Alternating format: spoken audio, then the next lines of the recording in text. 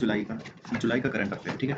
तो अंतर्राष्ट्रीय समय सामयिकी देख लेते हैं पहले तो प्रधानमंत्री आधिकारिक विदेश यात्राएं हुई हैं जिसमें रूस में हुई है। तो भारत और रूस के बीच साझेदारी स्टार्ट हुई थी 1947 में, जिसमें दोनों देशों के बीच कूटनीतिक संबंध स्थापित हुए। फिर 71 में शांति मित्रता व सहयोग की संधि हुई। 2000 में रणनीतिक सामरिक साझेदारी की शुरुआत हुई। फिर वर्ष 2000 से ही रूस और भारत का वार्षिक शिखर सम्मेलन की शुरुआत हो गई। तो 2010 से विशिष्ट एवं विशेषाधिकार प्राप्त सामरिक साझेदारियां होने लग गई। फिर भारत और रूस का शिखर सम्मेलन हुआ अभी, इसकी शुरुआत हुई थी 2000 में और अभी हुआ है 22वां, और ये मॉस्को रूस में हुआ। इसमें भारत के सुदूर पूर्व में निवेश में सहयोग करेगा। तो भारत रूस के सुदूर पूर्व में, ठीक है, जहाँ पे वो कामचट का पेनिनसुला है उधर की साइड। फिर ध्रुवीय क्षेत्रों में अनुसंधान हेतु लॉजिस्टिक सहायता उपलब्ध कराने संबंध में एमओयू पर हस्ताक्षर हुए हैं। फिर वर्ष 2030 तक द्विपक्षीय व्यापार 100 बिलियन करने का लक्ष्य तय किया गया है। और आर्कटिक क्षेत्र में निवेश आपसी सहयोग समझौता किया गया है। और फिर इसमें विशेष क्या था, तो नरेंद्र मोदी जो अपने प्रधानमंत्री हैं उनको the Order of Saint Andrew the Apostle प्रदान किया गया, ठीक है। और इसकी घोषणा 2019 में कर दी थी और वो पहले भारतीय बन गए इसको पाने वाले। फिर ऑस्ट्रिया तो इंदिरा गांधी के बाद आधिकारिक यात्रा करने वाले दूसरे प्रधानमंत्री हैं। और भारत और इनकी राजनयिक संबंध हो गए थे 49 में और 75 वर्ष पूरे हो गए हैं, ठीक है। फिर आगे चलते हैं तो एशिया आपदा तैयारी केंद्र, तो एशियन डिजास्टर प्रिपेयरनेस सेंटर बना है। भारत वर्ष 2024-25 के लिए एपीडीसी की अध्यक्षता संभाल रहा है। एपीडीसी के बारे में, तो एपीडीसी एशिया प्रशांत क्षेत्र में आपदा जोखिम न्यूनीकरण हेतु एक संस्था है और इसकी स्थापना 1986 में हुई थी। भारत इसका संस्थापक देश है। अब इसके भारत के अलावा कौन कौन संस्थापक देश है, तो भारत के पड़ोसी देश है पहले तो 5: भारत, श्रीलंका, बांग्लादेश, पाकिस्तान, चीन, नेपाल। और फिर है इसके कुछ दोस्त जैसे कंबोडिया, फिलीपींस और थाईलैंड। तो याद रखना इसमें भारत के कौन से देश नहीं है पड़ोसी वाले, जो अफगानिस्तान नहीं है, भूटान नहीं है, म्यांमार नहीं है, ठीक है। तो कौन सा, एशियाई आपदा तैयारी केंद्र, एशियन डिजास्टर प्रिपेयरनेस सेंटर। फिर अगला है बिम्स्टेक, तो Bay of Bengal initiative for multi sector technological and economical cooperation. और इसमें विदेश मंत्रियों की दूसरी रिट्रीट नई दिल्ली में आयोजित की गई। इसमें क्रूज पर्यटन को बढ़ावा देने पर चर्चा किया गया। फिर क्वाड, तो क्वाड में संस्थापक देश है भारत, अमेरिका, जापान, ऑस्ट्रेलिया। और ये सिक्योरिटी पर्पस के लिए बना था पर वर्तमान में बहु विभिन्न मुद्दे देख रहा है, ठीक है। और हाल ही में क्वाड विदेश मंत्रियों की बैठक टोक्यो जापान में आमंत्रित की गई। और क्वाड का शिखर सम्मेलन भारत के नेतृत्व में आयोजित होना था, और वो अब कौन करेगा, अमेरिका, और ये अमेरिका में ही होगा और भारत अगले साल करेगा। फिर विभिन्न समझौते जैसे भारत ताइवान, तो जैविक उत्पाद के लिए पारस्परिक मान्यता समझौता हुआ है जिसमें म्यूचुअल रिकॉग्निशन एग्रीमेंट हुआ है जैविक उत्पाद के लिए। फिर भारत यूएसए के साथ सांस्कृतिक संपदा की अवैध तस्करी रोकने और पुरातन वस्तुओं को उनके मूल स्थान लौटाने के लिए। फिर एक है जापान फिलीपींस के बीच में जो रेसिप्रोकल एक्सेस एग्रीमेंट हुआ है, जिसमें सेनाओं की सुविधा हेतु एक दूसरे की धरती का उपयोग कर सकेंगे। फिर है भारत मलेशिया खाद्य तेल हेतु सहयोग करेंगे एक दूसरे के साथ, ठीक है। अब भारतीय विदेश मंत्री की मॉरिशस यात्रा हुई, तो इन भारत के पहले विदेशी जन औषधि केंद्र का उद्घाटन किया गया है यहाँ पे। और मॉरिशस की राजधानी पोर्ट लुइस में मैत्री उद्यान बनाया गया है एक। फिर है एक चाकोस द्वीप समूह जो हिंद महासागर में स्थित एटोल समूह है, ठीक है। उसमें Mauritius and United kingdom UK के बीच इसमें स्वामित्व को लेकर विवाद है। तो भारत ने मॉरिशस की संप्रभुता को मान लिया है इसमें, जब ये यहाँ पे यात्रा पे गए तब। फिर है कुछ सूचकांक, तो इसमें पहला सूचकांक है हैंडले पासपोर्ट इंडेक्स। इसको निकालते हैं handle passport, handle partners. Bharat का स्थान है 82वां, सिंगापुर का है फर्स्ट, और 103 यानी आखिरी है अफगानिस्तान का, और उससे पहले है सीरिया का, ठीक है। फिर कॉस्ट ऑफ लिविंग, तो ये है निकालता है Mercer, cost of living city ranking. Mercer निकालता है सबसे महंगे शहर है इंडिया के, मुंबई 136वीं रैंक है, दिल्ली 165 और चेन्नई 189। फिर देखते हैं सीट्स में कौन सा है, तो हांगकॉन्ग है सबसे महंगा दुनिया का, और सेकंड नंबर पे सिंगापुर। और सबसे सस्ते वालों में अगर जाए तो अबूजा है, ठीक है। और उसके बाद है लागोस, तो ये दोनों नाइजीरिया के हैं, अबूजा और लागोस, ठीक है। और उसके बाद है इस्लामाबाद पाकिस्तान, तो ये बहुत सस्ते सस्ते देश हैं। फिर विश्व प्रसन्नता सूचकांक, तो इसको निकालता है यूएनएसडीएसएन, संयुक्त राष्ट्र सतत विकास समाधान नेटवर्क, यानी कि United Nations sustainable development solution network निकालता है। इंडिया की रैंकिंग 126 सूचकांक विश्व प्रसन्नता सूचकांक में। फिनलैंड, तो फन करते हैं तो खुश रहते हैं, तो फिनलैंड की पहली है। और डेनमार्क में डंडा मार के खुश करते थे तो इसकी दूसरी है। सबसे आखिरी में रैंक है अफगानिस्तान की, बिल्कुल फन नहीं करता है। फिर वैश्विक शांति सूचकांक, तो इसको निकालता है Institute for Economic and Peace. India की रैंक है 116 और पिछले साल थी इंडिया की 126, ठीक है। तो वैश्विक शांति सूचकांक पीस वर्ल्ड है वो पीस इंडेक्स, ठीक है। इसको निकालता है IEP, Institute for Economic and Peace. और फर्स्ट रैंक है आइसलैंड की। तो ठंडे कौन रहते हैं, पीस, पीस यानी शांति, शांति किसको मिलती है, जो ठंडा रहता है, तो पीस आइसलैंड, ऐसे याद रखेंगे। जिसके पास आइस है वो ठंडा है यानी पीस है। और सबसे कम कौन सा है, सबसे आखिरी में यमन है। तो यमन में युद्ध कौन सा है वो, अहूती रिवोल्ट जो भी है रेबेलियन, वो लोग हैं, इसलिए वहाँ पे पीस बिल्कुल नहीं है, 163 भी रैंक है। फिर जनरेटिव एआई इनोवेशन इंडेक्स, इसको निकालता है वैश्विक बौद्धिक संपदा सूचकांक यानी वीपो। तो वर्ल्ड इनोवेशन, ये जो वर्ल्ड इंटेलेक्चुअल ये है ना, इंटेलेक्चुअल प्रॉपर्टी ऑर्गेनाइजेशन वीपो, ठीक है। भारत की रैंक है 5वीं और ब्रिटेन की है 6ठी, जापान की है 7वीं। तो भारत ने ब्रिटेन को और जापान को पीछे छोड़ दिया है एआई इनोवेशन में। फर्स्ट है चीन की, सेकंड है यूएसए की। और इसमें एआई के क्षेत्र में पंजीकृत पेटेंट संख्याओं आधार के रैंकिंग के आधार पर इसमें रैंक निकाली जाती है, ठीक है। पाकिस्तान की 7वीं जनगणना, तो किसकी? पाकिस्तान की 7वीं जनगणना वर्ष 2023 में हुई है और कुल आबादी है 24.04। मुस्लिम है इसमें 96.35। तो अपने काम का नहीं, पाकिस्तान को हटा देते हैं। अगला चलते हैं विभिन्न, जैसे संघाई एससीओ। तो एससीओ स्टार्ट हुआ था 1996 में संघाई 5 के रूप में, जिसमें थे कजाकिस्तान, चीन, किर्गिस्तान, रूस, ताजिकिस्तान। फिर 2001 में एससीओ के रूप में स्थापित हुआ, जिसमें उज्बेकिस्तान आ गया। फिर 2017 में भारत पाकिस्तान शामिल हो गए, 2023 में ईरान हो गया और 2024 में हो गया बेलारूस शामिल। और वर्तमान में इसमें हो गए देश 10। ठीक है, तो 10 देश हो गए। अब एससीओ की स्थापना मुख्यतः सुरक्षात्मक उद्देश्य से की गई थी। वर्तमान में ये ऊर्जा, सुरक्षा, आर्थिक विकास, पर्यटन सारे मुद्दों को देख रहा है। अब इसका भी 24वां सम्मेलन हुआ, कहाँ पे हुआ? अस्ताना, कजाकिस्तान में। यहाँ पे अस्ताना घोषणा पत्र आया है। ठीक है, इसमें बोला है सदस्य देशों ने 2035 तक एससीओ विकास रणनीति को अपनाया है। फिर एससीओ द्वारा आतंकवाद विरोधी संस्था के रूप में रीजनल एंटी टेररिस्ट स्ट्रक्चर यानी रेड्स की स्थापना भी की गई थी। ठीक है, अब अगला चले कोलंबो सुरक्षा सम्मेलन। तो ये क्षेत्रीय सुरक्षा समूह है, वर्ष 2011 में गठन हुआ है इसका। उद्देश्य है इसका हिंद महासागर में सुरक्षा समूह के रूप में कार्य करना। इसमें देश हैं, इसके संस्थापक देश भारत है, श्रीलंका है और मालदीव है। और अन्य पूर्ण सदस्य अब कौन है इसमें? तो 2021 में इसमें मॉरिशस जुड़ गया था और 2024 में बांग्लादेश, और एक इसमें प्रेक्षक सदस्य भी है जो कि है सेशल्स। हाल ही में मॉरिशस की अध्यक्षता में 8वीं बैठक वर्चुअली आयोजित की गई है। फिर अगले जैसे कुछ राष्ट्रों में निर्वाचन या नियुक्तियां हुई हैं, तो जैसे ब्रिटेन में, तो ब्रिटेन में अभी हाउस ऑफ ये जो अपनी लेबर पार्टी है ये आ गई है उसमें। तो इस लेबर पार्टी के कौर स्टारमर यूके के नए प्रधानमंत्री बन चुके हैं और राचेल रीव्स पहली महिला वित्त मंत्री बनी है। कौन? Rachel Reeves. फिर एंजेला रेनर यूके की नई उप प्रधानमंत्री नामित हुई है और भारतीय मूल के 26 उम्मीदवारों ने जीत दर्ज की है। तो याद रखेंगे, कीर स्टारमर कहाँ पर है? करी स्टारमर कहाँ पे के प्रधानमंत्री बने हैं? यूके के। राचेल रीव्स पहली वित्त मंत्री है, इससे पहले तो भारत में ही आ गई। ठीक है, महिला मंत्री। फिर नेपाल, तो नेपाल में देखें तो नेपाल में कम्युनिस्ट पार्टी ने नेपाली कांग्रेस पार्टी के साथ गठबंधन कर सरकार बनाई है। नेपाली कांग्रेस की 28 सीटें, 88 सीटें थी, कम्युनिस्ट की 79। और केपी शर्मा ओली थे इसके नेता। और केपी शर्मा ओली चौथी बार नेपाल के क्या बन गए? प्रधानमंत्री। राष्ट्रपति रामचंद्र पौडेल ने उन्हें पद और गोपनीयता की शपथ दिलाई। फिर रवांडा, तो रवांडा में पॉल कागामे है, जो पॉल कागामे 99% वोट हासिल कर लिए इन्होंने और चौथी बार देश के राष्ट्रपति बन गए। 1994 से 2000 तक उपराष्ट्रपति भी रहे हैं वो। कौन? Paul Kagame. फिर है मसूद पज़ेशिकियान, तो मसूद पज़ेशिकियान बने ईरान के और इन्होंने सईद जलीली को हराकर ईरान के 9वें राष्ट्रपति बन गए हैं। कौन? मसूद पज़ेशिकियान। और पूर्व राष्ट्रपति इब्राहिम रईसी की हेलीकॉप्टर में मृत्यु हो गई थी। फिर आगे चलते हैं, आगे चले तो अन्य देशों की नियुक्तियां हुई हैं, जैसे जॉस राउल मुलिनो पनामा देश के हैं, पद है इनका राष्ट्रपति का। फिर है डिक सूफ नीदरलैंड्स के हैं और प्रधानमंत्री हैं। फिर क्रिस्टन मिशल, ये है एस्टोनिया के प्रधानमंत्री। तो क्रिस्टन मिशल है एस्टोनिया के, डिक सूफ है नीदरलैंड के, जोस राउल मुलिनो है पनामा के।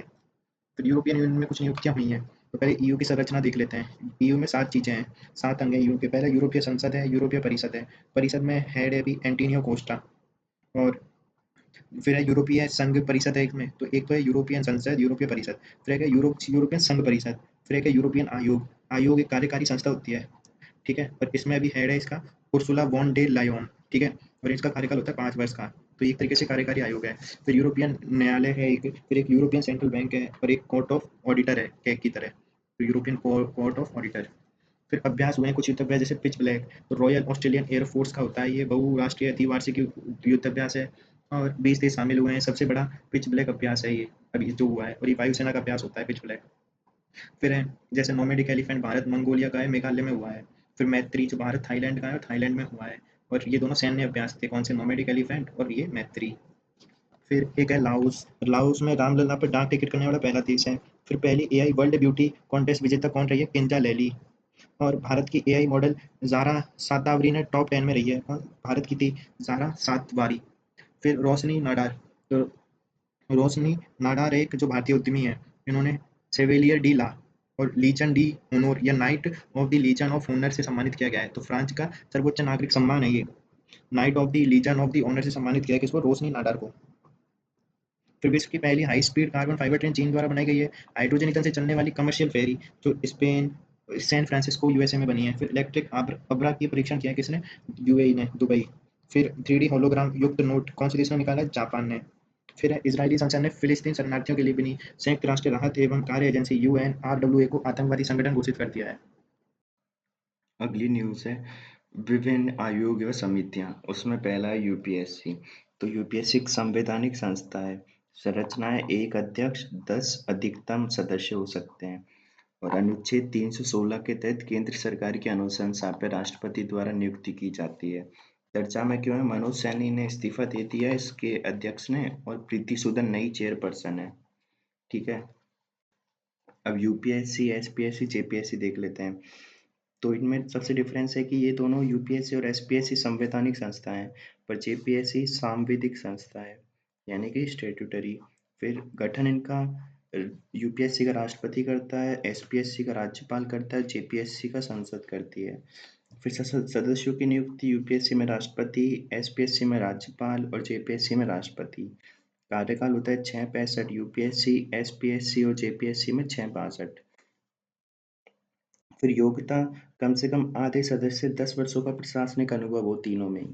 फिर कार्य का निर्धारण यूपीएससी में संसद करती है, एसपीएससी में विधानमंडल करता है और जेपीएससी में संसद करती है। फिर रिपोर्ट किसको देते हैं? तो जेपीएससी भी अपनी रिपोर्ट राज्यपाल को देती है, पर वो मतलब जिससे रिलेटेड स्टेट है उनसे। और एसपीएससी भी राज्यपाल को देती है, पर यूपीएससी राष्ट्रपति को। निष्कासन तीनों में ही राष्ट्रपति करता है। त्याग पत्र यूपीएससी में राष्ट्रपति को देते हैं, एसपीएससी में राज्यपाल को देते हैं और जेपीएससी में भी राष्ट्रपति को देते हैं। सदस्य संख्या तय करता है राष्ट्रपति यूपीएससी में, राज्यपाल करता है एसपीएससी में और जेपीएससी में करता है राष्ट्रपति। ठीक है। अब है नीति आयोग। तो नीति आयोग क्यों न्यूज में है? तो नीति आयोग की अभी गवर्निंग काउंसिल की 9वीं बैठक हुई है, जिसका टाइटल था विजन फॉर विकसित भारत 2047 एन अप्रोच पेपर जारी किया गया। ठीक है। अब नीति आयोग की संरचना देख लेते हैं। अध्यक्ष होता है, एक उपाध्यक्ष होता है। अध्यक्ष होता है प्रधानमंत्री, उपाध्यक्ष है के सुमन के बेरी। एक कार्यकारी अधिकारी होता है, सीईओ, वो है अमिताभ कांत। ठीक है। फिर नीति आयोग के सदस्य देखते हैं। तो कुछ इसमें पदेन सदस्य होते हैं, कुछ पूर्णकालिक होते हैं, फुल टाइम। पदेन यानी एक्स ऑफिशियो और विशेष आमंत्रित होते हैं। तो पदेन में है 4, जिनको अपन फाड़ से याद रखेंगे। तो एक है फाइनेंस मिनिस्टर, एच से है होम मिनिस्टर, ए से है एग्रीकल्चर मिनिस्टर और डी से है डिफेंस मिनिस्टर। तो रक्षा मंत्री, गृह मंत्री, कृषि मंत्री, वित्त मंत्री। ठीक है। फिर पूर्णकालिक सदस्य यानी फुल टाइम मेंबर हैं 4, जो कि इस वक्त हैं VK Saraswat, Ramesh Chandra, VK Paul और अरविंद विरमानी। ठीक है। और विशेष आमंत्रित सदस्य हैं 11। तो ये 11 मंत्री हैं। ठीक है। फिर आगे चलें तो अभी इंडिया की एक रिपोर्ट आई है, एसडीजी इंडिया इंडेक्स 2024। इसको निकालता है नीति आयोग। अभी ये आई है 4थी रिपोर्ट और इसमें एसडीजी 16 लक्ष्यों को शामिल किया गया है इस रिपोर्ट में। और इसमें जो जो अपना इंडिया का स्कोर है वो है 71 और इसमें 32 राज्य और यूनियन टेरिटरी मिला के राजस्थान सहित 10। ठीक है। इस अब है ना, मतलब फ्रंट रनर कैटेगरी में आ गए हैं अब। ठीक है। फिर 113 संकेतक है इसमें, यानी कि इंडिकेटर है। अब अपन ने क्या है, जो चौर लग इसका जो टारगेट 14 है, लाइफ बिलो वाटर, उसको इंडिया ने शामिल नहीं किया है। अब 4 श्रेणियों में आती है, एस्पिरेंट 0 से 49, परफॉर्मर 50 से 64, फ्रंट रनर 65 से 99, अचीवर 100। राज्यों की रैंकिंग आई है, उसमें टॉप में आया है उत्तराखंड 79 पॉइंट। फिर केरल 79 इसके भी पॉइंट है। फिर है तमिलनाडु। तो उत्तराखंड, केरल, तमिलनाडु और जो अपने केंद्र शासित प्रदेश हैं उनमें हैं चंडीगढ़ और जम्मू कश्मीर। फिर सभी राज्यों के स्कोर में वृद्धि हुई है।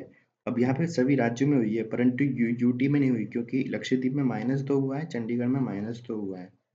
अब राज्य में जो बॉटम है उसमें है बिहार 57 पॉइंट, फिर बिहार, झारखंड, नागालैंड, मेघालय। और ये केवल 4 राज्य हैं जो अग्रणी श्रेणी में नहीं है, यानी फ्रंट रनर श्रेणी में नहीं है। और यूटी में सबसे लोवेस्ट रहा है लद्दाख का, जिसके पॉइंट है 65। अब सर्वाधिक वृद्धि वाला जो राज्य रहा है वो है यूपी। एसडीजी के अनुसार सर्वश्रेष्ठ प्रदर्शन भारत ने किया है एसडीजी 7 में, जिसमें वहनीय ऊर्जा और स्वच्छ ऊर्जा है। फिर सबसे खराब प्रदर्शन किया है एसडीजी 13 में, जिसमें जलवायु कार्यवाही है। और राजस्थान की स्थिति देखें तो स्कोर है अपना 67 और अपन ने इम्प्रूवमेंट किया है 7 अंकों का। रैंक है अपनी 18 और उन नए 10 राज्यों में शामिल हैं जो फ्रंट रनर में आ गए हैं अभी। ठीक है। फिर राजस्थान का श्रेष्ठ प्रदर्शन रहा है एसडीजी 7 में, यानी कि वहनीय व स्वच्छ ऊर्जा में। और ये राजस्थान इसमें अचीवर है, मतलब 100 स्कोर किया है राजस्थान ने, और ये अकेला ऐसा स्टेट है। और राजस्थान का सबसे खराब स्कोर है असमानता में कमी एसडीजी 10 में, जिसमें राजस्थान एस्पिरेंट श्रेणी में रहा है 0 से 49 के बीच में। फिर अगली रिपोर्ट है एफएओ द्वारा वन विस्तार पर रिपोर्ट। फूड एंड एग्रीकल्चर ऑर्गेनाइजेशन ने निकाली है। इसमें बताया भारत वन वृद्धि के मामलों में दुनिया के शीर्ष 3 देशों में है। पहले पे है चीन, दूसरे में ऑस्ट्रेलिया, तीसरे में है भारत। फिर एक है विश्व जनसंख्या संभावना 2024, तो वर्ल्ड पॉपुलेशन प्रोस्पेक्ट 2024 रिपोर्ट कौन निकालता है? UN DESA. बस इतना याद रखना है। फिर economic case for investment in the well being of adolescent in India report आई है, ये निकाली है स्वास्थ्य एवं परिवार कल्याण मंत्रालय ने। राजस्थान की युवा प्रतिनिधि सुश्री प्रिया राठौड़ ने बाल विवाह जैसी चुनौती पर अपने विचार इसमें साझा किए हैं। तो किसने? प्रिया राठौड़। फिर एक योजना है लाड़का बाहू योजना, जिसमें 10 लाख युवाओं को मुख्यमंत्री युवा कार्य प्रशिक्षण योजना के तहत इंटर्नशिप करवाई जाएगी।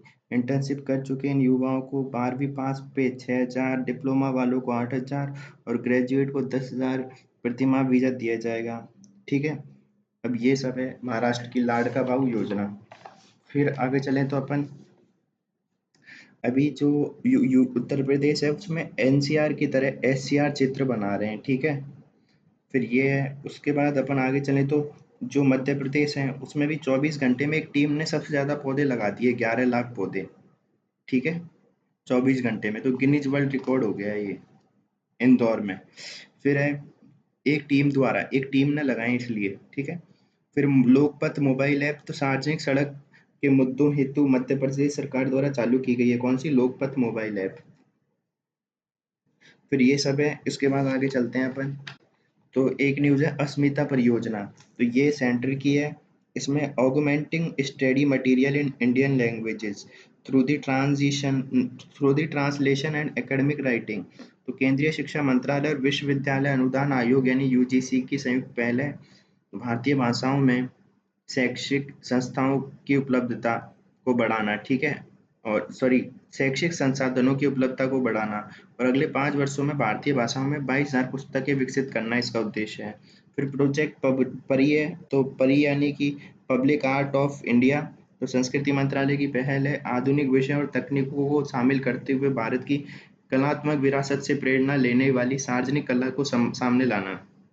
फिर वन साइंटिस्ट वन प्रोडक्ट योजना है, तो आईसीआर द्वारा इसको चालू किया है। पर इसमें 5,521 वैज्ञानिकों ने एक उत्पाद, एक तकनीक, एक मॉडल, एक अवधारणा पेश करने का लक्ष्य दिया है। और ये योजना 5 साल रहेगी। इस अवसर पर अनाज, तिलहन, चारा फसल, गन्ने सहित 56 फसलों की 323 किस्मों को लॉन्च किया गया है।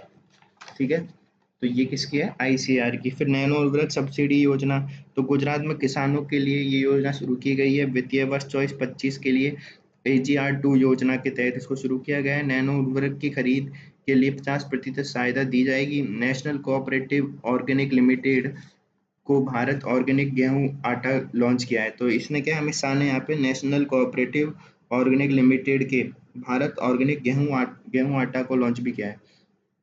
फिर देखते हैं आर्थिक परिदृश्य में, तो इलेक्ट्रॉनिक्स में वैश्विक मूल्य श्रृंखलाओं में भारत की भागीदारी को सशक्त बनाना है। इलेक्ट्रॉनिक्स यानी powering India's participation in global value chain, तो नीति आयोग द्वारा जारी की गई ये रिपोर्ट इलेक्ट्रॉनिक्स विनिर्माण में 500 बिलियन अमेरिकी डॉलर का लक्ष्य हासिल करना है वर्ष 2023 तक।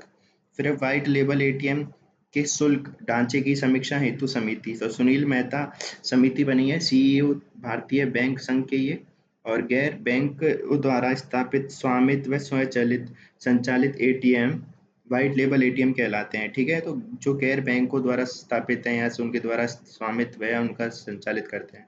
तो ये एटीएम आरबीआई के भुगतान और निपटान प्रणाली अधिनियम 2007 के तहत अधिकृत होते हैं। तो इनके ऊपर किसकी अध्यक्षता में कमेटी बनी है? सुनील मेहता। फिर नेशनल सिक्योरिटीज डिपॉजिटरी एनएसडीएल को एफपीआई रिपोर्ट, एनएसडीएल की एफपीआई रिपोर्ट, तो निवेश करने वाले विदेशी पोर्टफोलियो निवेशक के अग्रणी गंतव्य कौन कौन से देश हैं? पहले पे यूएसए, दूसरे पे सिंगापुर, तीसरे पे लग्जमबर्ग, चौथे पे है आयरलैंड, पांचवे पे है मॉरिशस। तो USA, Singapore, Luxembourg, Ireland, Mauritius. तो मॉरिशस को पीछे छोड़ आयरलैंड ने चौथा स्थान प्राप्त कर लिया है, इसलिए इंपॉर्टेंट है।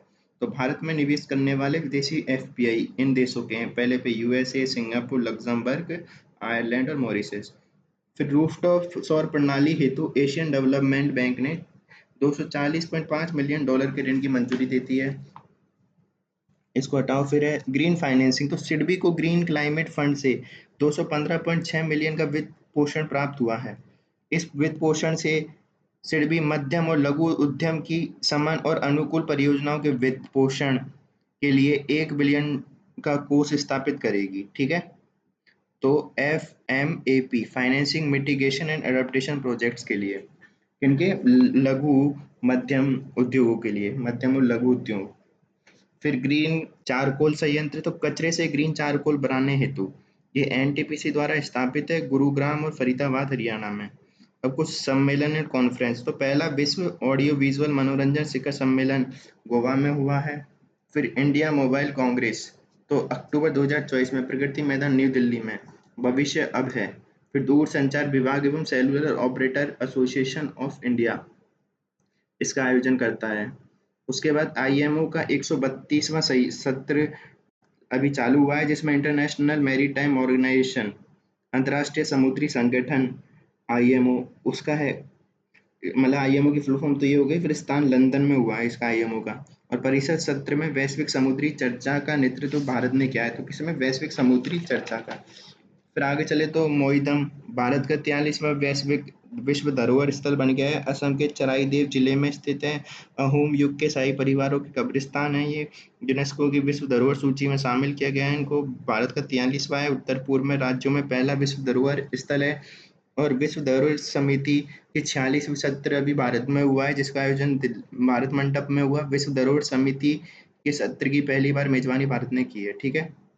यूनेस्को द्वारा विश्व धरोहर स्थल का दर्जा 3 श्रेणियों में दिया जाता है। सांस्कृतिक में भारत में है 35, प्राकृतिक में है 7 और मिश्रित में है 1, यानी कि कंचनजंगा। फिर देश की सबसे लंबी सुरंग, नरेंद्र मोदी द्वारा इसकी आधारशिला रखी गई। ये कहाँ से कहाँ तक है? ठाणे बोरीवली ट्विन सुरंग परियोजना 11.8 किलोमीटर की है। संजय गांधी राष्ट्रीय उद्यान के नीचे से गुजरेगी ये। फिर सिंकुला टनल प्रोजेक्ट, तो लेह की कनेक्टिविटी बेहतर करने हेतु नीमू पदुम डारचा रोड पर 4.1 किलोमीटर की ट्विन ट्यूब सुरंग का निर्माण किया जा रहा है। यहाँ पे सिंकुला टनल। फिर एशिया की पहली प्री क्लिनिकल नेटवर्क सुविधा, तो स्वास्थ्य अनुसंधान हेतु महामारी तैयारी नवाचार गठबंधन, यानी कि collision of epidemic preparedness innovation द्वारा विश्व भर में 9वीं एवं एशिया में पहली प्रयोगशाला शुरू की गई है। और कहाँ की गई है? फरीदाबाद हरियाणा में। फिर आगे बाघ नख, तो छत्रपति शिवाजी महाराज का प्रसिद्ध बाघ नख 350 वर्ष के बाद ब्रिटेन से भारत लाया गया। शिवाजी के राज्याभिषेक की 350वीं वर्षगांठ है ये। फिर हथियार प्रणाली स्कूल, तो हैदराबाद के एयरफोर्स स्टेशन बेगपेट में स्थापित किया गया है। और air chief marshal BR Chaudhari द्वारा इसका उद्घाटन किया गया है। फिर आगे चले जी ह्यूमिक सुविधा, तो genetical defined human associated microbial collection, तो जी ह्यूमिक क्या है? Genetically defined human associated microbial collection. G humic आनुवांशिक रूप से परिभाषित मानव संबंध माइक्रोबियल कल्चर संग्रहण है ये। शोध संस्थानों, विश्वविद्यालयों और उद्योगों को शोध एवं विकास के लिए माइक्रोबियल कल्चर प्रदान करने हेतु इसका गठन किया गया है। तो मतलब ये कोई भी रिसर्च होगी उसके लिए माइक्रोबियल कल्चर देगा, ठीक है। यह सुविधा एक नोडल संस्थान केंद्र के रूप में काम करेगी, जो शैक्षणिक संस्थानों, अस्पताल और उद्योग के बीच राष्ट्रीय और अंतर्राष्ट्रीय सहयोग को बढ़ावा देगी। तो ये क्या है? जी ह्यूमिक सुविधा। फिर अगली है अंतरिक्ष व रक्षा प्रौद्योगिकी, तो 4 वर्ष की देरी के बाद यूरोप का एरियन 6 रॉकेट प्रक्षेपित हो गया है। प्रक्षेपण फ्रेंच गुयाना के कोरू स्थित अंतरिक्ष केंद्र से किया गया है। प्रक्षेपण की कई विफलताओं के कारण 4 वर्ष देरी से हुआ है ये। तो कौन सा? एरियन 6 किसका है? ये अपना है यूरोप का। फिर ब्लू ओरिजन ने मानव अंतरिक्ष कार्यक्रम में भारत को साझेदार देश घोषित किया। तो अंतरिक्ष अन्वेषण व अनुसंधान एजेंसी सेरा तथा ब्लू ओरिजन का संयुक्त कार्यक्रम है। यह कार्यक्रम उन देशों के लिए है जिन्होंने अंतरिक्ष में बहुत कम या कोई अंतरिक्ष यात्री नहीं भेजा है। तो इसमें अभी प्रयुक्त रॉकेट होगा न्यू शेफर्ड का, जो कि ब्लू ओरिजन का है। पुनः प्रयोज्य उपकक्षीय रॉकेट है ये, मतलब रियोजेबल रॉकेट है। फिर इसके तहत अंतरिक्ष यात्रियों को कारमन रेखा यानी 100 किलोमीटर से आगे 11 मिनट की यात्रा पर ले जाया जाएगा, ठीक है। तो अपन ने देख लिया है इसको। फिर आगे चलते हैं। DRDO ने किया दूसरे चरण की बैलिस्टिक मिसाइल रक्षा प्रणाली का सफल परियोजन, कहा? चांदीपुर उड़ीसा में। इससे पहले पृथ्वी 2 न्यूक्लियर बैलिस्टिक मिसाइल दागी गई।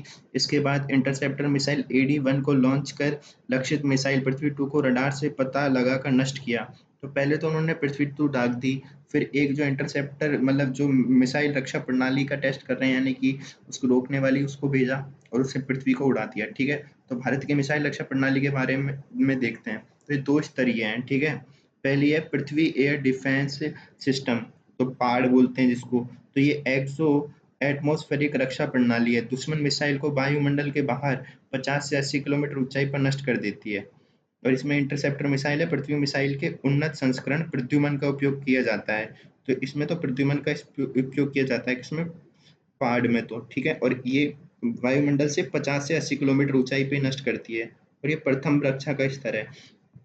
फिर है एडवांस एयर डिफेंस सिस्टम, ये है आर्ड। तो एंडो एटमॉस्फेरिक रक्षा प्रणाली है, ये वायुमंडल में प्रवेश कर चुकी दुश्मन मिसाइल को 15 से 20 किलोमीटर की ऊंचाई पर नष्ट करती है ये। तो वो तो 80 से 50 किलोमीटर ऊपर नष्ट करती है और ये 15 से 20 किलोमीटर ऊपर। और अग्नि मिसाइल के उन्नत संस्करण अश्विन का उपयोग किया जाता है। तो इसमें अश्विन करता है जाके मार, है ना।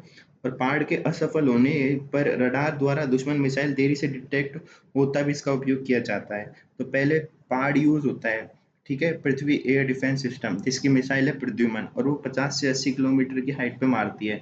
अगर वो फेल हो गया तो आता है आर्ड, ये एडवांस एयर डिफेंस सिस्टम। और इसमें मिसाइल जाती है अश्विन जो अग्नि का मतलब उन्नत संस्करण है। ठीक है, और ये 15 से 20 किलोमीटर ऊंचाई पर जाके मार देता है। हाल ही में किया गया परीक्षण एंडो एटमॉस्फेरिक रक्षा प्रणाली से संबंधित है। तो अभी जो ये अपन ने टेस्ट किया है ये एंडो एटमॉस्फेरिक रक्षा प्रणाली से संबंधित है। भारत की मिसाइल रक्षा प्रणाली केवल बैलिस्टिक मिसाइल हमलों के विरुद्ध कार्य करती है। तो अपन जो रक्षा प्रणाली है केवल बैलिस्टिक के खिलाफ है, क्रूज मिसाइल के खिलाफ नहीं है। ठीक है, फिर त्रिपुट, तो भारतीय नौसेना का त्रिपुट श्रेणी का पहला जंगी जहाज यार्ड 1258 लॉन्च किया गया है। निर्माण गोवा शिपयार्ड लिमिटेड ने किया है। शक्तिशाली तीर के नाम पर जहाज का नाम त्रिपुट रखा गया है। तो कौन सा त्रिपुट जंगी जहाज है, पहला जंगी जहाज, त्रिपुट श्रेणी का पहला जंगी जहाज। फिर है त्रिपुट के बारे में, दुश्मन के सतह के जहाजों पनडुब्बियों एवं हवाई जहाजों के खिलाफ युद्ध संचालन के लिए डिजाइन किया गया है। इस श्रेणी के जहाज रूस से प्राप्त किए गए तेग और तलवार श्रेणी के जहाजों के अनुवर्ती जहाज फॉलो ऑन शिप हैं। इन जहाज का निर्माण पहली बार किसी भारतीय शिपयार्ड द्वारा स्वदेशी रूप से किया जा रहा है। ठीक है, फिर आगे Zorawar, DRDO and Larsen and turbo द्वारा संयुक्त रूप से विकसित किया गया है। स्वदेशी रूप से निर्मित हल्का टैंक है। नामकरण डोगरा जनरल जोरावर सिंह कहलूरिया के नाम पर है। 1841 में चीन सिख युद्ध में कैलाश मानसरोवर के लिए सैन्य अभियान का नेतृत्व भी इन्होंने किया था। फिर आगे चले अन्य तथ्य इनके देखें तो डीआरडीओ ने प्रौद्योगिकी विकास नीति योजना के तहत निजी क्षेत्र के लिए 7 नई परियोजनाओं की मंजूरी दी है। तो प्रौद्योगिकी विकास नीति योजना। फिर garden reach ship builders and engineers limited ने किस देश के लिए एक समुद्री तट बनाने हेतु देश के रक्षा मंत्रालय के साथ समझौता किया है, तो ये बांग्लादेश है। फिर है भारतीय स्पेसक्राफ्ट आदित्य L1 ने हेलो ऑर्बिट L1 में सूर्य का एक चक्कर कितने दिन में पूरा कर लिया है, तो ये 178 दिन में पूरा कर लिया है इसने। ठीक है, फिर आगे चलते हैं, कुछ अब प्रादेशिक परिदृश्य आ गए हैं उनको देखते हैं। अगली न्यूज है प्रादेशिक परिदृश्य। इसमें हरिबाबू किशन राव बागड़े 45वें राज्यपाल है। महाराष्ट्र विधानसभा के अध्यक्ष भी रहे हैं। 9 राज्यों के राज्यपाल एवं 2 यूटीज के प्रशासकों की नियुक्ति की गई है, जिसमें गुलाब चंद कटारिया असम के, इनमें फेरबदल हुए हैं। मतलब 6 तो नए राज्यपाल की नियुक्ति हुई है, 3 का फेरबदल हुआ है। तो 6 नए राज्यपाल में एक अपन को याद रखना है, सिक्किम में ओम प्रकाश माथुर हुए हैं। और 3 राज्यों का फेरबदल हुआ है, उसमें गुलाब चंद कटारिया असम के थे जो पंजाब चंडीगढ़ के प्रशासक बन गए हैं। और 16वीं विधानसभा में उपनेता प्रतिपक्ष रामकेश मीणा, नेता प्रतिपक्ष टीकाराम जूली। फिर एस आर वेंकटेश्वर मूर्ति की अध्यक्षता में समिति, तो प्रदेश में छठे टाइगर रिजर्व की सीमा रेखा हेतु रिपोर्ट तैयार करना इस समिति का काम है। 11 सदस्यीय समिति है। कुंभलगढ़ टाइगर रिजर्व को छठे टाइगर रिजर्व के रूप में एनटीसी की सैद्धांतिक मंजूरी मिल गई है। तो एस आर वेंकटेश्वर मूर्ति की अध्यक्षता में समिति। फिर नए मुख्य सूचना आयुक्त एम एल लाठर, तो स्टेट इंफॉर्मेशन कमीशन 5वें मुख्य सूचना आयुक्त हैं। नियुक्ति राज्यपाल द्वारा की जाती है। कार्यकाल 3 वर्ष या 65 की आयु। और इसमें 3 अन्य सूचना आयुक्त हैं, वो हैं सुरेश चंद्र गुप्ता, महेंद्र कुमार पारख और टीकाराम शर्मा। स्थापना हुई थी इसकी अप्रैल 2006 में। फिर जस्टिस श्री चंद्रशेखर, राजस्थान उच्च न्यायालय में नए न्यायाधीश हैं। MM श्रीवास्तव ने शपथ पत्र दिलाई थी इनको, मुख्य न्यायाधीश मोनेंद्र मोहन श्रीवास्तव ने। और न्यायाधीशों की अधिकतम संख्या 50 है, मुख्य न्यायाधीश सहित। ठीक है। फिर अनायना सिंघवी, ये जयपुर निवासी है। इंटरनेशनल डांस काउंसिल में यूनाइटेड नेशन की सदस्य के रूप में भारत से चयनित की गई हैं, इंटरनेशनल डांस काउंसिल में यूनाइटेड नेशन की सदस्य के रूप में। फिर है हरियाणा और राजस्थान। तो ये मुख्यमंत्री भजनलाल शर्मा द्वारा अपनी माता जी के साथ 6 जुलाई 2024 को शुरुआत की गई। इसमें हरित जयपुर अभियान में इसके तहत हरित जयपुर अभियान में 10 फीट ऊंचाई के 2 लाख पेड़ व 10 लाख पौधे रियायती दरों पर उपलब्ध कराए जाएंगे। फिर एक पेड़ माँ के नाम अभियान, ये 5 जून को नरेंद्र मोदी ने स्टार्ट किया था, और इसके बाद ही हरियाणा और राजस्थान 6 जुलाई को। फिर एक वृक्ष गौ माँ के नाम अभियान 20 जुलाई 2024 को हिंगोनिया गौशाला जयपुर से मुख्यमंत्री द्वारा शुरुआत की गई। यह मिशन वन रक्षण 2024 के तहत चलाया गया है। हरियाली 7 अगस्त को पूरे देश में 1 करोड़ पौधे लगाने की घोषणा की गई। यह अभियान गोपालन, पशुपालन, डेयरी, मत्स्य, देवस्थान विभाग के संयुक्त तत्वावधान में चलाया जा रहा है। फिर मिशन वन रक्षण क्या है? तो संपूर्ण प्रदेश में 25 लाख पौधे लगाने का लक्ष्य है। यह समय सेवी संस्था द इंडियन फाउंडेशन के सहयोग से चलाया जा रहा है। फिर आगे चले तो चिकित्सा विभाग का वृक्षारोपण अभियान, तो राष्ट्रीय चिकित्सक दिवस पे इसको चालू किया गया है। 1 से 31 जुलाई 2024 तक 1 लाख पौधे लगाना है और 5 वर्षों तक उनकी देखरेख करना है। फिर एक व्यक्ति एक पेड़ अभियान, ये कृषि विभाग का अभियान है और 1,05,000 पौधे लगाना है, 4 वर्ष तक इनकी देखभाल भी करनी है। फिर प्लास्टिक नहीं जूट सही, तो कलराज मिश्र द्वारा 3 जुलाई को शुरुआत की गई दैनिक भास्कर का पर्यावरण जागरूकता अभियान है। कौन सा? प्लास्टिक नहीं जूट सही। फिर आंगनवाड़ी चलो अभियान 1 से 15 जुलाई 2024, 3 से 6 आयु वर्ग के समस्त बच्चों को आंगनवाड़ी केंद्र से जोड़ने के लिए आंगनवाड़ी चलो अभियान। फिर स्टॉप डायरिया अभियान, तो चिकित्सा विभाग का अभियान है 30 जून 2024 को 1 जुलाई से 31 अगस्त, और ये मुख्यमंत्री जी द्वारा शुरुआत की गई। 5 वर्ष के बच्चों को घर घर जाकर ORS पैकेट एवं जिंक की गोलियां देना है। फिर आभा आईडी शुरू की गई 1 जुलाई मुख्यमंत्री द्वारा। संपूर्णता अभियान, नीति आयोग द्वारा SDG लक्ष्यों के 6 प्रमुख संकेतकों की परिपूर्णता हेतु इसको चलाया गया। अवधि है 4 जुलाई से 30 सितंबर 2024। 5 आकांक्षी जिलों में जैसलमेर, सिरोही, 12 धौलपुर, करौली। फिर 27 आकांक्षी ब्लॉक हैं। तो इसमें आकांक्षी ब्लॉक कार्यक्रम में ABP जनवरी 2023, और आकांक्षी जिला कार्यक्रम चलाया था जनवरी 2018 में। फिर है सूबेदार पवन यादव, झुंझुनू जिले के निवासी हैं, कीर्ति चक्र से नवाजा गया है। फिर मरणोपरांत शौर्य चक्र मुस्तफा वोरा उदयपुर के हैं और विकास बाम्बू हनुमानगढ़ के हैं। यशस्वी सरपंच राज्य स्तरीय सम्मान समारोह, तो ये राजस्थान इंटरनेशनल सेंटर RTC में हुआ, 20 सरपंचों को सम्मानित किया गया। फिर हनुमानगढ़ नगर परिषद को स्पार्क अवार्ड मिला है। स्पार्क यानी systematic progressive analytical real time ranking award, केंद्रीय आवास व शहरी मामला मंत्रालय द्वारा दिया गया है। हनुमानगढ़ नगर परिषद को डे NULM के डायरेक्टर को 2 विजेता हैं। ठीक है। फिर अशोक राठौड़, तो ये ब्रिक्स एशियाई चैम्बर ऑफ कॉमर्स की ओर से ग्लोबल लीडरशिप अवार्ड मिला है अशोक राठौड़ को, ब्रिक्स एशियाई चैम्बर ऑफ कॉमर्स की तरफ से लीडरशिप अवार्ड।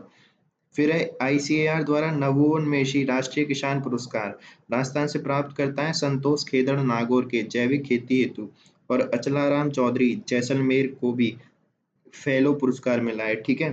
फिर निःशुल्क दवा योजना के संचालन में राजस्थान का देश भर में 76.78 अंकों के साथ साथ पहला स्थान है। फिर राजस्थान केंद्रीय विश्वविद्यालय अजमेर को नई दिल्ली में आयोजित प्रतिष्ठित सरकारी उपलब्धियों के एक्सपो में उच्च शिक्षा में उत्कृष्टता हेतु प्रथम पुरस्कार प्राप्त हुआ है।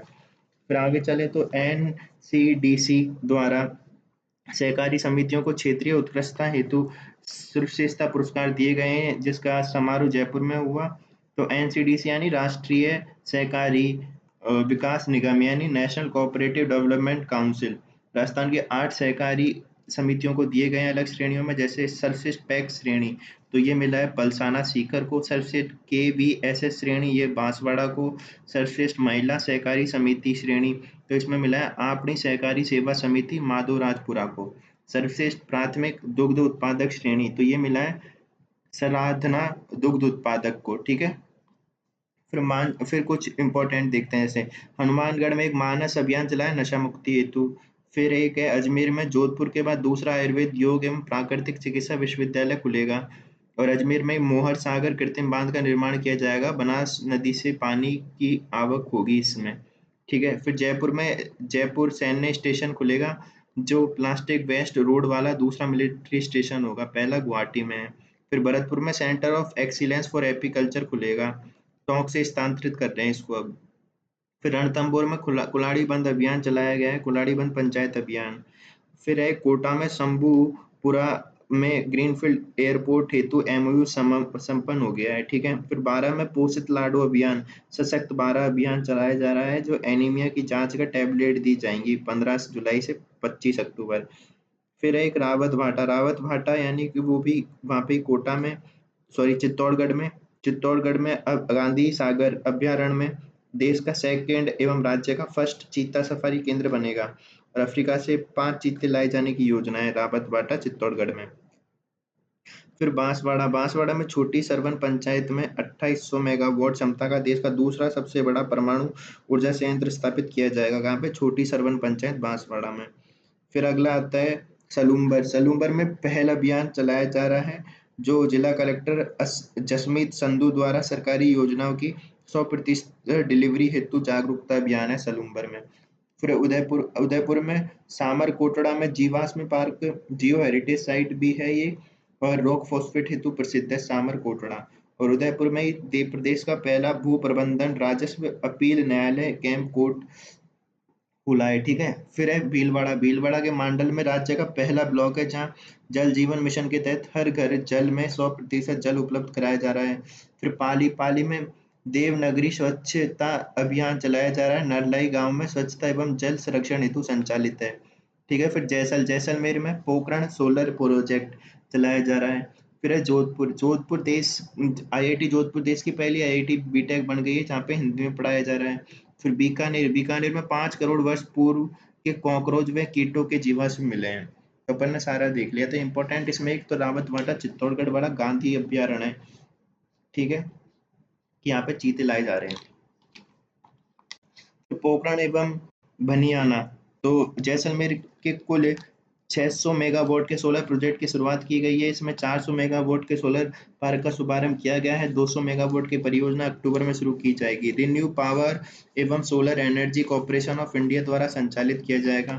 फिर विभिन्न रिपोर्ट एवं सर्वे, तो भूगर्भ जल सर्वेक्षण रिपोर्ट 2023 आई है। इसमें जून 2024 में जारी की गई है। विभिन्न निष्कर्ष हैं, जैसे देश में सर्वाधिक भूजल डार्क जोन राजस्थान में डार्क जोन की संख्या 203 पाई गई है। सुरक्षित ब्लॉक है 38, अर्ध संवेदनशील है 22, संवेदनशील है 23, और अति दोहित है 216।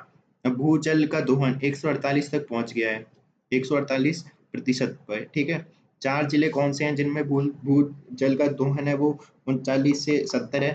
वो है बांसवाड़ा, डूंगरपुर और श्रीगंगानगर, हनुमानगढ़। तो 2 ऊपर के 2 नीचे के, यहाँ पे सही है, नहीं तो और जगह 100 से ज्यादा है।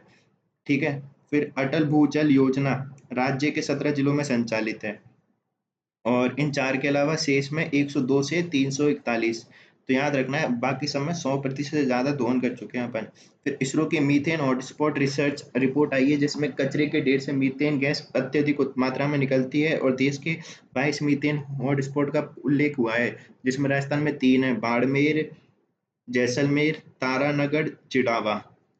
फिर स्वास्थ्य मंत्रालय द्वारा टीबी मुक्त ग्राम पंचायत की रिपोर्ट आई है, जिसमें 24 मार्च 2023 को वाराणसी से प्रधानमंत्री ने इस प्रोग्राम को शुरू किया था, टीबी मुक्त ग्राम पंचायत अभियान, और जिसमें राजस्थान की 9,325 ग्राम पंचायतों में चलाया जा रहा है। वर्ष 2025 तक टीबी मुक्त प्रदेश बनाने का राजस्थान का लक्ष्य है, और प्रदेश की 586 ग्राम पंचायतों को टीबी मुक्त घोषित किया है। तो 586 को ही किया है अभी, तो 9,325 को करना है। फिर डॉक्टर, ये ठीक है, आगे चलते हैं। तो राज्य सड़क सुरक्षा पर एक्शन प्लान देश का पहला राज्य है ऐसा करने वाला, और आगामी 10 वर्षों में एक्शन प्लान तैयार किया जा रहा है वर्ल्ड बैंक की सहायता से। सड़क हादसों में 50% की कमी लाना इसका उद्देश्य है, और क्रियान्वयन 3 चरणों में किया जाएगा। फिर अक्षय ऊर्जा नीति 2023 में संशोधन किया गया है और जारी की गई है 6 अक्टूबर 2023 को, और लक्ष्य है 2029-30 तक 90,000 मेगावाट अक्षय ऊर्जा स्थापित की जाए, जिसमें 65,000 मेगावाट सौर ऊर्जा से, 15,000 मेगावाट पवन और हाइब्रिड ऊर्जा से, और 10,000 मेगावाट हाइड्रो पावर और अन्य से, और अनुमानित निवेश है इसमें 4 लाख करोड़ का। ठीक है, फिर इसमें हाल ही में क्या संशोधन किया है, तो भू राजस्व नियम 2007 में संशोधन किया है, और भूमि आवंटन में डीएलसी दर के 7.5 पर किया जा सकेगा। और नागरिक विमानन नीति 2024 आई है, जिसमें दो इसमें क्या बताया है कि ग्रीनफील्ड एयरपोर्ट बनेगा कोटा में, एयरो सिटी बनेगी जयपुर में, फ्लाइंग स्कूल बनेगा किशनगढ़, झालावाड़, भीलवाड़ा में। फिर चंबल का मास्टर प्लान, तो राजस्थान व मध्य प्रदेश में सहमति बन गई है मास्टर प्लान तैयार करने में।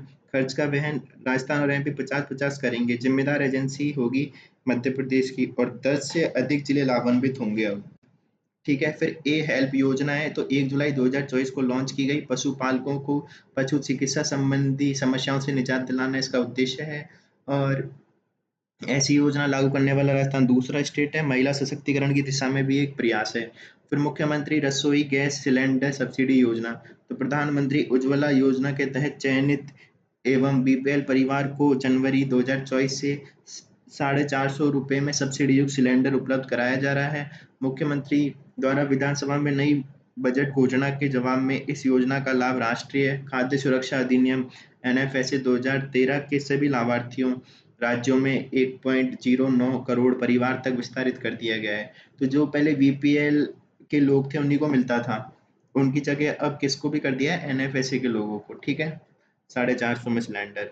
फिर गुरु गोविंद जनजाति क्षेत्र विकास योजना, तो वन अधिकार संभावित क्षेत्रों के आकलन के लिए एफआरए एटलस तैयार की जा रही है, फॉरेस्ट राइट एक्ट एटलस। ठीक है, वनाधिकार क्षेत्रों में विकास कार्यों के लिए ये योजना शुरू की गई है। फिर ई साक्ष्य ऐप, तो राजस्थान पुलिस द्वारा लॉन्च किया गया है। डिजिटल साक्ष्यों को ऐप के माध्यम से संतुलित करने कर उन्हें क्लाउड पर संग्रहित करने हेतु इसका उपयोग किया जाएगा। फिर राष्ट्रीय सूचना विज्ञान केंद्र एनआईसी द्वारा तैयार किया गया है। फिर 1 जुलाई 2024 से नए आपराधिक कानून लागू हो जाएंगे। पाली के सादड़ी पुलिस थाने में नए कानून के तहत एफआईआर पहली दर्ज की गई है। फिर मुख्यमंत्री पशुपालन विकास कोष अब 250 करोड़ का हो गया है, और मारवाड़ी भाषा गूगल ट्रांसलेट में शामिल हो गई है। आगे चलें तो कुछ समारोह जैसे हुए हैं, तो युवा संसद कार्यक्रम राजस्थान विधानसभा में 27 जुलाई को हुआ। राष्ट्रीय संसदीय राष्ट्रीय मंडल संसदीय संघ की राजस्थान शाखा ने इसको करवाया है। जयपुर के 20 एवं राज्य के अन्य जिलों के 21 विद्यालयों ने इसमें भाग लिया है। फिर बाला साहब देवरस समरसता सम्मान समारोह, बाबा निरंजन नाथ महाराज को सम्मानित किया गया। फिर डेल्फिक परिषद का तीसरा स्थापना दिवस, तो ये जयपुर में हुआ। डेल्फिक कला जैसे कि शास्त्रीय संगीत, नृत्य, फोटोग्राफी के प्रति युवाओं की भागीदारी बढ़ाने हेतु इसको किया गया है। यह देश का पहला क्षेत्रीय पंजीकृत डेल्फिक परिषद है। फिर विश्व जनसंख्या दिवस पर राज्य स्तरीय पुरस्कार पुरस्कार वितरण समारोह, तो राजस्थान इंटरनेशनल सेंटर जयपुर में किया गया। राज्य में उत्कृष्ट कार्य हेतु बांसवाड़ा नंबर 1 है और नंबर 2 पे ब्यावर, तो किसमें जनसंख्या दिवस पर राज्य स्तरीय पुरस्कार वितरण में। तो बांसवाड़ा पहला, ब्यावर दूसरा। और इसमें फिर ठीक है, फिर एनवायरनमेंट समिट जयपुर में हुई, 7वां संस्करण था। Confederation of industrial industry CII आयोजन करता थे, और इसमें 14 ग्रीन रेटिंग कंपनियों को पुरस्कार वितरण किए गए। फिर नजर फोटो एग्जीबिशन, तो विश्व फोटोग्राफी दिवस पर जवाल कला केंद्र में आयोजन किया गया। फिर है जस जस 2024, तो सीतापुरा स्थित जेईसी में इसको किया गया। आयोजन करता थे ज्वेलरी एसोसिएशन द्वारा, और मुख्यमंत्री द्वारा जेम्स एंड मैगजीन का लोकार्पण किया गया। और इसका कुशल चंद सुराणा को ज्वेलरी सेक्टर में योगदान हेतु लाइफ टाइम अचीवमेंट अवार्ड दिया गया। तो जस में किसको, कुशल चंद सुराणा को। ठीक है, आगे चलते हैं। तो अब कुछ योजनाएं जो राजस्थान के बजट में उनको देखते हैं, तो वरिष्ठ नागरिक तीर्थ यात्रा योजना, 15,000 यात्रियों को स्पेशल ट्रेन द्वारा अयोध्या स्थित राम मंदिर के दर्शन करवाए जाएंगे। फिर बालिकाओं को पॉलिटेक्निक तकनीकी पाठ्यक्रम में प्रवेश लेने पर योग्यता मेरिट के आधार पर 500 स्कूटी वितरित की जाएंगी। फिर सभी संभागों में राजस्थान फिनिशिंग स्कूल सेंटर की स्थापना की जाएगी, महाविद्यालय एंड कक्षा 11वीं-12वीं के विद्यार्थियों के लिए। फिर 3 वर्षों में 50,000 विद्यार्थियों को प्रशिक्षण दिया जाएगा, प्रतिष्ठित कंपनियों के माध्यम से कॉर्पोरेट सर्टिफिकेशन प्रोग्राम संचालित करने हेतु। फिर विज्ञान केंद्र की स्थापना अलवर भरतपुर में की जाएगी। भरतपुर में 13 करोड़ की लागत से डिजिटल प्लेटिनोरियम स्थापित की जाएगी। जयपुर में state remote sensing application centre का उपकेंद्र खोला जाएगा। नागौर, जैसलमेर, बांसवाड़ा में एनसीसी कार्यालय स्थापित होंगे। फिर मुख्यमंत्री आयुष्मान बाल संबल योजना, दुर्लभ रोगों से पीड़ित बच्चों की मदद हेतु ये होगा, और 5,000 मासिक सहायता दी जाएगी। फिर शाहबाद 12 में शहरी जनजाति वर्ग हेतु तीरंदाजी व एथलेटिक्स खेल अकादमी, अजमेर जिला मुख्यालय पर एथलेटिक्स खेल अकादमी की स्थापना की जाएगी। फिर 20,000 किसानों को भूमि सुधार हेतु निःशुल्क जिप्सम उपलब्ध कराया जाएगा। ठीक है। फिर प्रधानमंत्री मातृ वंदना योजना, तो गर्भवती महिला को देय राशि 6500 से बढ़ाकर 10,000 की जाएगी। तो ये है। फिर इसमें आगे चलें तो प्रदेश में Centre of Excellence for Tissue Culture and State Institute of Food Technology Entrepreneurship and Management SIFTEM की स्थापना की जाएगी। फिर Rajasthan revenue court of modernisation system RRCMS, राजस्व न्यायालयों के नए कार्यों हेतु ऑनलाइन पोर्टल है ये। फिर नशे के अवैध कारोबार पर अंकुश लगाने के लिए एंटी नार्कोटिक टास्क फोर्स का गठन की योजना की है। फिर वित्त एवं विनियोग विधेयक पर चर्चा के प्रत्युत्तर में अन्य घोषणाएं, जैसे भरतपुर व बीकानेर DUIT का उन्नयन कर विकास प्राधिकरण का गठन किया जाएगा। भरतपुर और बीकानेर में विकास प्राधिकरण। फिर SCIL और गेल से MOU करते हुए 4100 मेगावाट क्षमता का सृजन किया जाएगा। फिर किसानों के खेतों पर कुसुम परियोजना के माध्यम से 1000 मेगावाट अतिरिक्त ऊर्जा उत्पादन किए जाने की घोषणा। फिर फुशियारा 12 और पंडेर जहाजपुर शाहपुरा में औद्योगिक पार्क की स्थापना की घोषणा। अजमेर में IT पार्क स्थापित किया जाएगा और CET के प्रावधानों में बदलाव किया जाएगा। फिर RUHS का उन्नयन करते हुए एम्स दिल्ली की तर्ज पर Rajasthan institute of medical science की स्थापना की जाएगी। फिर है राजस्थान इलेक्ट्रोपैथी चिकित्सा पद्धति अधिनियम 2018 के अंतर्गत इलेक्ट्रोपैथी बोर्ड का गठन किया जाएगा। विजयदान देथा साहित्य उत्सव, राजस्थानी साहित्य को बढ़ावा देने एवं प्रतिवर्ष मनाया जाएगा। कृषि मंडी खोलने के लिए 150 बीज बैंकों की स्थापना की गई है, जिनमें परबसर में है। फिर से कहाँ पे सेड़वा चौहटन में और भाड़ोती सवाई माधोपुर में। फिर कर्मचारियों की वेतन विसंगति दूर करने के लिए बनी समितियों की रिपोर्ट की सिफारिश 1 सितंबर से लागू होंगी। आसीन क्षेत्र में शिकार पर प्रतिबंध लगाते हुए इसे आखिर निषेध क्षेत्र घोषित किया जाएगा। खेल स्टेडियम का निर्माण कहाँ पे किया जाएगा? पाली में, खीवसर नागौर में, फलौदी, लोहावट, बापणी और डूचू में। फिर ₹450 में LPG उपलब्ध करवाया जाएगा सिलेंडर। प्रधानमंत्री उज्ज्वला योजना के लाभार्थी BPL परिवार के लाभार्थी और NFSA श्रेणी के परिवार। फिर अजमेर जयपुर स्थित राजस्व मंडल की कर बोर्ड का एकीकरण किया कर दिया है। तो जयपुर और अजमेर स्थित राजस्व मंडल कर बोर्ड का एकीकरण कर दिया। फिर आश्रय योजना, तो आश्रय योजना कच्ची बस्तियों में पक्के आवासों से वंचित निवासरत परिवारों को स्वयं का पक्का आवास उपलब्ध कराया जाएगा। राज्य सरकार द्वारा पक्का आवास निर्माण हेतु 1 लाख की राशि दी जाएगी। फिर केंद्र के सर्टेन की तर्ज पर राज्य कंप्यूटर सुरक्षा घटना प्रतिक्रिया संचालन केंद्र CSIRT का गठन किया जाएगा। फिर पत्रकारों के बच्चों को उच्च शिक्षा हेतु छात्रवृत्ति योजना शुरू करने की घोषणा की गई है। अब आते हैं पुरस्कार पे। तो सैन्य क्षेत्र से संबंधित पुरस्कार, ठीक है, तो ये अपन ने देखने हैं, तो छोड़ो, इनको तो हटा देते हैं अभी। तो अपन देखते हैं सैन्य क्षेत्र से संबंधित पुरस्कार। अब सारे देख लेते हैं। युद्धकालीन परिस्थितियों में यानी बहादुरी हेतु, जब युद्ध चल रहा है उस समय अपन को 3 पुरस्कार दिए जाते हैं। इनकी शुरुआत 26 जनवरी 1950 में हुई है और ये पूर्वगामी प्रभाव से दिए जाते हैं। राष्ट्रपति इन्हें प्रदान करता है और इन्हें उपसर्ग या प्रत्यय के रूप में प्रयोग संभव है। आधार है इनका जैसा सेना, नौसेना, वायुसेना, आरक्षित या फिर प्रादेशिक सशस्त्र बल, नर्सिंग स्टाफ या सैन्य अस्पताल। अब इसमें जो पहला आता है वो है परमवीर चक्र। तो ये सर्वोच्च सैन्य पुरस्कार है और आज तक 21 व्यक्तियों को मिला है और 20 भारतीय सेना से, 1 वायुसेना से। मेजर सोमनाथ शर्मा पहले थे और आखिरी थे विक्रम बत्रा, ठीक है। और इसमें प्रतिमाह 20,000 रुपये मिलते हैं और कर सहित राशि है। फिर महावीर चक्र पुरस्कार मिलता है इसमें सेकंड नंबर पे युद्ध काल में। तो पहला हो गया परमवीर चक्र, दूसरा है महावीर चक्र। ये दूसरा सर्वोच्च वीरता पुरस्कार है। आज तक 231 लोग सम्मानित हो चुके हैं। पहले हैं नाइक राजू और जगमोहन नाथ, ऐसे हैं जिनको 2 बार महावीर चक्र मिला है, ठीक है। और रुपए मिलते हैं इसमें 10,000 मासिक राशि कर सहित, ठीक है। फिर वीर चक्र आता है तीसरे नंबर का। तो तीसरा स्थान है इसका इसमें सर्वोच्च सैन्य पुरस्कार में वीर चक्र। तो परमवीर चक्र, महावीर चक्र और वीर चक्र। और आज तक 1336 प्राप्त करता है, इसमें 7,000 मासिक राशि मिलती है कर सहित, ठीक है। फिर होते हैं कुछ शांति काल की परिस्थितियों में जो वीरता और बहादुरी हेतु दिए जाते हैं, तो ये 1952 में शुरू हुए थे और इसमें आते हैं अशोक चक्र, एक आता है कीर्ति चक्र और एक आता है शौर्य चक्र। तो इसमें पात्रता होती है कोई सामान्य व्यक्ति हो सकता है, सामान्य नागरिक या फिर सैन्य कर्मचारी या अधिकारी, ठीक है। अब अशोक चक्र शांति के काल में सर्वोच्च सैन्य पुरस्कार है, ठीक है। इसमें 12,000 प्रतिमा दिए जाते हैं और कर्नल नीलकांतन है ना, ये पहले थे, ठीक है। और कर्नल नीलकांतन है, इनको अशोक चक्र और कीर्ति चक्र दोनों मिल चुके हैं। फिर दूसरे पे आता है कीर्ति चक्र, ये दूसरा शांतिकालीन सैन्य पुरस्कार है और इसमें 9,000 प्रतिमा मिलते हैं। और बीबीएल दत्त पहले नागरिक थे, ठीक है। तो बीबीएल दत्त। फिर है शौर्य चक्र, ये तीसरा है और इसमें 6,000 रुपये प्रतिमा मिलते हैं, ठीक है। ये तो हो गए। अब आते हैं कुछ शांति काल में विशिष्ट सेवा पदक। तो ये विशिष्ट सेवा या फिर असाधारण योगदान के लिए दिए जाते हैं और ये 26 जनवरी 1960 से शुरू हुए हैं और इसमें आते हैं 3 परम विशिष्ट सेवा पदक, अति विशिष्ट सेवा पदक और विशिष्ट सेवा पदक। जिसमें से परम विशिष्ट सेवा पदक अभी नीरज चोपड़ा को मिला था उनकी असाधारण योगदान के लिए, ठीक है।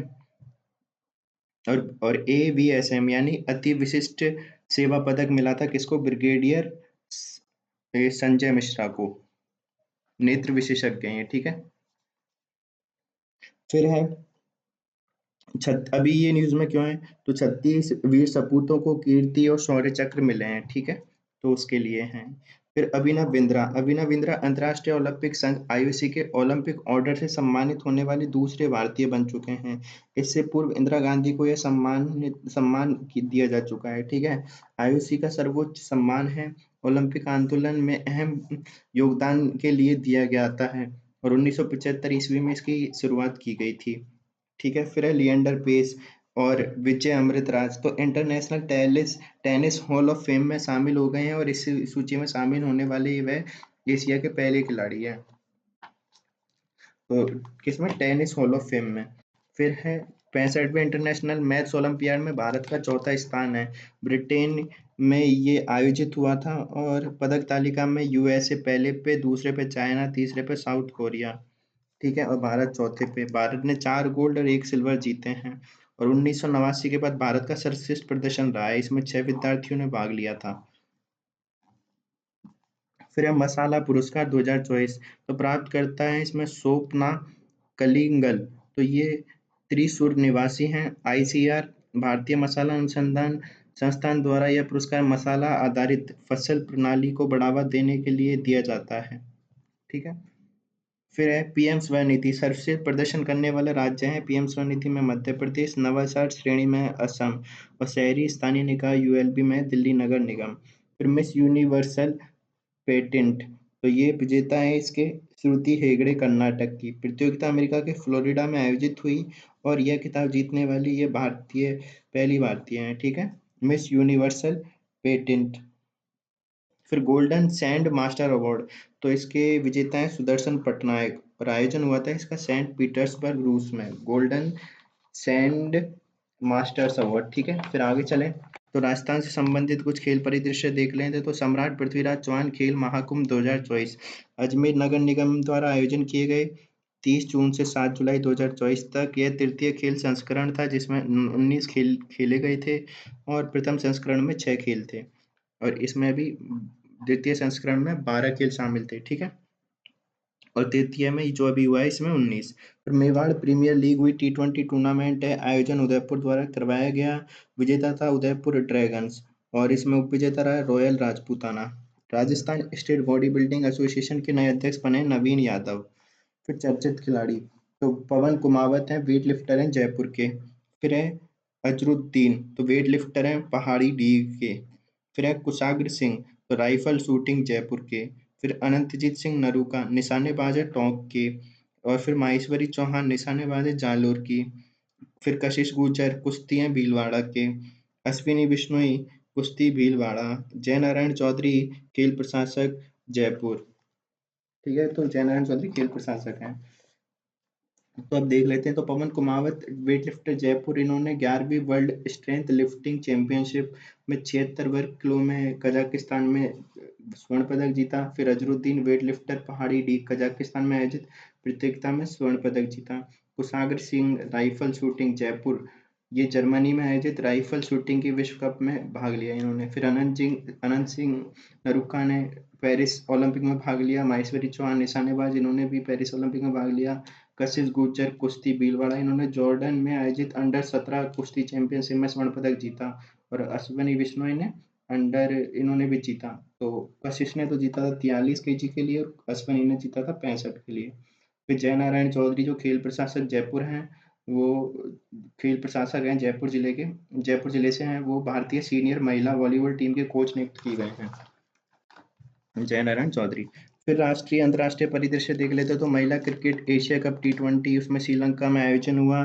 प्रसंस्करण था 9वां। भारत इसमें हार गया है, उप विजेता रहा है, श्रीलंका विजेता रहा है। Player of the final match रहा है हर्षिता समर विक्रमा, ठीक है, तो ये श्रीलंका की है। और प्लेयर ऑफ द सीरीज रही है सी अट्टापट्टू, ये भी श्रीलंका की है। फिर भारत दक्षिण अफ्रीका महिला क्रिकेट सीरीज टेस्ट मैच श्रृंखला, तो श्रृंखला में एक ही मैच था, भारत ने दक्षिण अफ्रीका को 10 विकेट से हरा दिया। ठीक है, इसको हटा देते हैं। फिर ये कोई काम का नहीं लग रहा मेरे को। फिर जेम्स एंडरसन तो अंतर्राष्ट्रीय क्रिकेट से संन्यास ले लिया है, इंग्लैंड के तेज गेंदबाज है। फिर आईसीसी रैंकिंग, तो ये तो आती रहती है, इनको हटा देते हैं। फिर और अपन क्या है, और पूर्व क्रिकेट खिलाड़ियों के टूर्नामेंट वर्ल्ड, ये भी ठीक है, इनको भी हटा देते हैं। फिर कोपा अमेरिका कप, तो इसका संस्करण था 48वां, अमेरिका में हुआ आयोजन। अर्जेंटीना के कप्तान लियोनेल मेसी थे और 1-0 से जीत दर्ज किया इन्होंने। और 90 मिनट तक, ठीक है। फिर टूर्नामेंट में अवार्ड मिला, जिस सर्वश्रेष्ठ खिलाड़ी रहे James Rodriguez, golden boot award मिला लोटारो मार्टिनेज को, और सर्वश्रेष्ठ गोलकीपर थे इमिलियानो मार्टिनेज। फिर euro cup, UEFA euro cup का 16वां संस्करण हुआ, विभिन्न यूरोपीय शहरों में शामिल होते हैं इसमें। फाइनल हुआ स्पेन और इंग्लैंड के बीच, स्पेन जीत गया 2-1 से, और ये चौथी बार विजेता बना है, जो कि सर्वाधिक है। फिर ये ठीक है। इसके बाद डूरंड कप हुआ, संस्करण था इसका 133वां, और इसमें आयोजन था विभिन्न शहरों में, जैसे जमशेदपुर, कोलकाता, शिलोंग और यहाँ पे। फिर एशिया और भारत का होता है ये, सबसे पुराना क्लब आधारित फुटबॉल टूर्नामेंट है, ठीक है। फिर जर्मनी के फुटबॉलर थॉमस मुलर ने संन्यास की घोषणा कर दी है। फिर फार्मूला वन रेसिंग हुई, जिसकी 12वीं रेस तो ब्रिटिश ग्राम प्री, जो मतलब फार्मूला वन की, जो ठीक है, अब जो भी है यार। फिर शतरंज, तो शतरंज में फिडे वर्ल्ड चैंपियनशिप 2024 आयोजन सिंगापुर में होगा। मेजबानी के लिए भारत ने दिल्ली और चेन्नई हेतु अप्लाई किया था, परंतु मेजबानी सिंगापुर ने जीती। और मुकाबले में डी गुकेश भारत और डिंग लेरेन चीन के बीच नवंबर दिसंबर में मुकाबला होगा। फिर लियोन मास्टर खिताब, तो विश्वनाथ आनंद ने 10वीं बार ये खिताब जीता है। फाइनल मुकाबले में इन्होंने स्पेन के जेमे सेंटोस सेंटोस को हराया है, ठीक है। फिर एथलेटिक्स, तो भारतीय रेसलर अविनाश सांबले ने पेरिस डायमंड लीग में 3000 metre steeplechase race 8 minute 9.91 second में पूरी की। हालांकि अविनाश छठे स्थान पर रहे, लेकिन भारत का राष्ट्रीय रिकॉर्ड है ये। और विजेता रहे इसमें अब्राम सीमे, जो कि इथोपिया के हैं। फिर एक है स्क्वैश, स्क्वैश में एशियाई स्क्वैश डबल चैंपियनशिप 2024 आयोजन हुआ जोहोर, मलेशिया में। यह द्विवार्षिक आयोजन है। भागीदार टीमें 7 देशों की 33 टीमें थी। पुरुष युगल में विजेता रहे अभय सिंह और सेंथिल कुमार भारत के। महिला युगल में रहे आइफा अजमान और आयरा अजमान, ये मलेशिया के। और मिश्रित युगल में रहे हैं जोसन्ना चिनप्पा और अभय सिंह, ये हैं भारत के। फिर वर्ल्ड जूनियर स्क्वैश चैंपियनशिप आयोजन हुआ हस्टन यूएसए में, और कांस्य पदक जीता शौर्य बाबा ने, और पदक जीतने वाले दूसरे पुरुष विजेता हैं। फिर टेनिस के लिए Lagos world table tennis WTT हुई, तो भारत के पदक 3 गोल्ड 2 सिल्वर 5 ब्रॉन्ज है। और गोल्ड विनर हैं श्रीजा अकुला, श्रीजा अर्चना महिला युगल में, और मानव ठक्कर व हरमीत देसाई पुरुष युगल में। फिर यूकी बावरी टेनिस प्लेयर, तो ये फ्रांसीसी जोड़ीदार अल्बानो के साथ खेलते हुए स्विस ओपन का युगल खिताब जीता है इन्होंने। तो ये है। अब कुछ नियुक्तियां देख लेते हैं। तो 2 नए न्यायाधीश, justice R Mahadevan, justice N Koteswar Singh, Manipur से सुप्रीम कोर्ट के जज बनने वाले पहले व्यक्ति हैं, ठीक है। तो 2 नए न्यायाधीश आए हैं किसमें, सुप्रीम कोर्ट में, जस्टिस आर महादेवन और जस्टिस एन कोटेश्वर। फिर मनोलो मार्केज, स्पेन के भारतीय फुटबॉल टीम पुरुष के मुख्य कोच नियुक्त किए गए हैं। कौन, मनोलो मार्केज, ये इगोर स्टिमिक का स्थान लेंगे, ठीक है। फिर अजिंक्य नाइक, तो मुंबई क्रिकेट एसोसिएशन के सबसे युवा अध्यक्ष अजिंक्य नाइक। फिर हेमंत सोरेन, तो तीसरी बार झारखंड के मुख्यमंत्री पद की शपथ ली। फिर लोकसभा में कांग्रेस के उपनेता हैं गौरव गोगोई। फिर मुख्य सचेतक हैं के सुरेश। 2 अन्य सचेतक हैं मणिकम टैगोर, मोहम्मद जावेद, कोई काम का तो है नहीं, हटाओ। फिर डॉक्टर गंगाधर, तो राष्ट्रीय चिकित्सा आयोग के अध्यक्ष बनाए गए हैं। 4 वर्ष या 70 की आयु होता है इनका कार्यकाल। फिर रवि अग्रवाल सीबीडीटी के अध्यक्ष नियुक्त किए गए हैं। फिर है सुभाष दांडेकर, तो स्टेशनरी ब्रांड कैमलिन के फाउंडर हैं ये। कमला पुजारी जैविक खेती हेतु प्रसिद्ध किसान हैं और वर्ष 2019 में पद्मश्री से सम्मानित हैं। फिर शैली डुवोल अमेरिकी अभिनेत्री हैं और थ्री वीमेंस मूवी के लिए कांस फिल्म फेस्टिवल में सर्वश्रेष्ठ अभिनेत्री चुना था इनको। फिर भूपेंद्र सिंह रावत भारतीय फुटबॉलर हैं और हमजा हज इंडोनेशिया के पूर्व उपराष्ट्रपति हैं। तो इन सबका क्या हो गया, निधन। किन का, सुभाष दांडेकर, कमला पुजारी, शैली डुवेल, भूपेंद्र सिंह रावत और हमजा हज।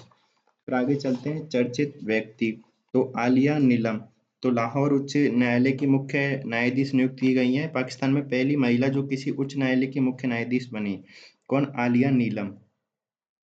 और फिर है दीपा मलिक, तो Asian para Olympic committee APC की कार्यकारी बैठक में दीपा मलिक को साउथ एशिया का प्रतिनिधि नियुक्त किया गया है।